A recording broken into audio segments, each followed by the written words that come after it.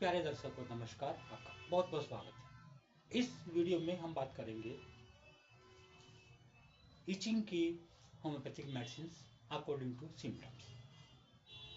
जैसे कि आप लोग जानते हैं होम्योपैथी का पूरा सिस्टम सिम्टम्स बेस्ड है और छोटे छोटे सिम्टम्स के ऊपर मेडिसिन चेंज हो जाती है। अगर खुजली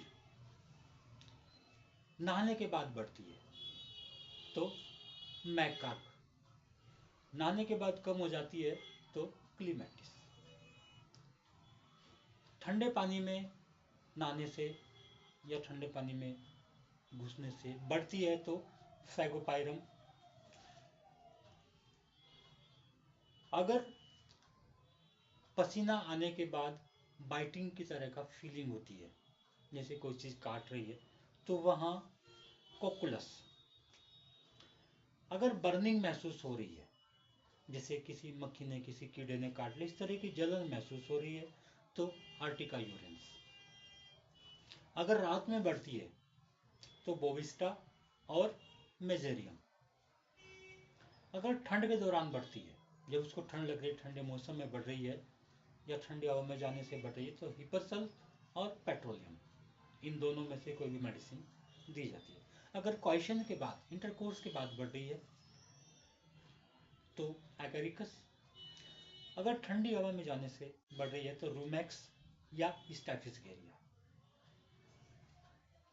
और कालियास, अगर ठंडी हवा में जाने से कम होती है तो काली बैक्रो,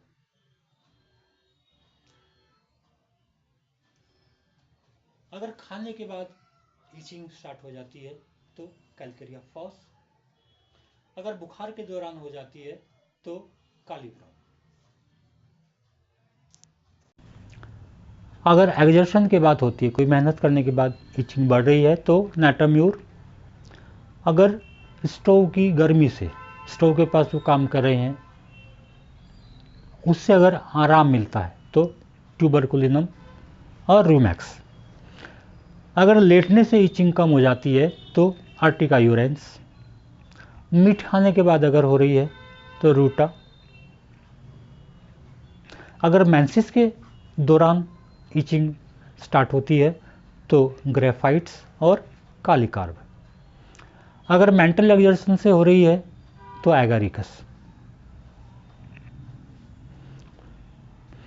सुबह के समय जैसे बिस्तर में लेटा हुआ है, आंखें खुली और बिस्तर में लेटे लेटे स्टार्ट हो जाती है तो कैलकेरिया या रेस्टॉक्स, अगर बिस्तर से उठने के बाद हो रही है तो रूमैक्स सारसाप्रिल्ला,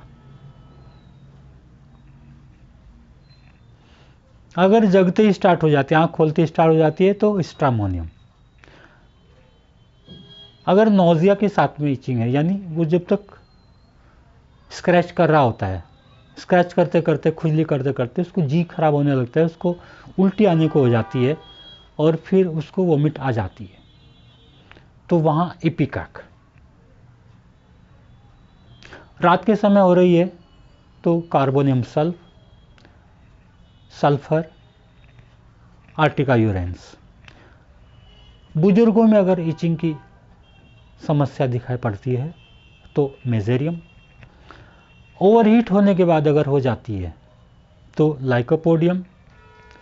जिस करवट लेटता है जिस साइड में लेटता है अगर उस जगह पर इचिंग स्टार्ट हो जाती है उसको करवट बदल कर खुजलाना पड़ता है, फिर दूसरी साइड में हो जाती है तो वहाँ चाइना, जिन भागों में पसीना आया हुआ है, सपोज गर्दन में पसीना आया और वहाँ उसको इचिंग होने लगी तो मैग्नम एसेटिकम या कैमोमिला, अगर खुजली करते करते खून आ जाता है उससे पहले उसकी खुजली बंद नहीं होती है तो ग्रेफाइट्स या पेट्रोलियम, अगर स्क्रैचिंग करने के बाद इचिंग बढ़ जाती है, मतलब जितना वो खुजली करता है उतनी खुजली और बढ़ जाती है तो वहाँ आर्सेनिक, एनाकार्डियम, रस्टक्स या सल्फर, इनमें से कोई एक हो जाती है। अगर स्क्रैच करने के बाद खुजली कम हो जाती है, शांत हो जाती है, थोड़ा सा खुजाया वहाँ पे शांति पड़ गई तो एसाफ्टिडा, कैलकेरिया कार्ब, साइक्लामेन या फास्फोरस, अगर वो अपने स्थान बदल देती है,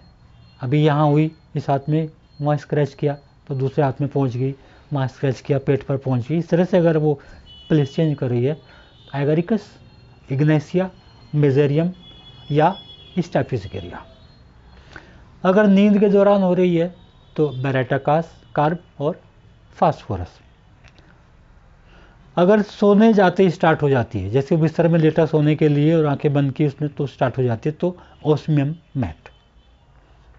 अगर स्मार्टिंग यानी खुजली के साथ में जलन हो रही है बहुत ज़्यादा, तो वहाँ प्लेटिना।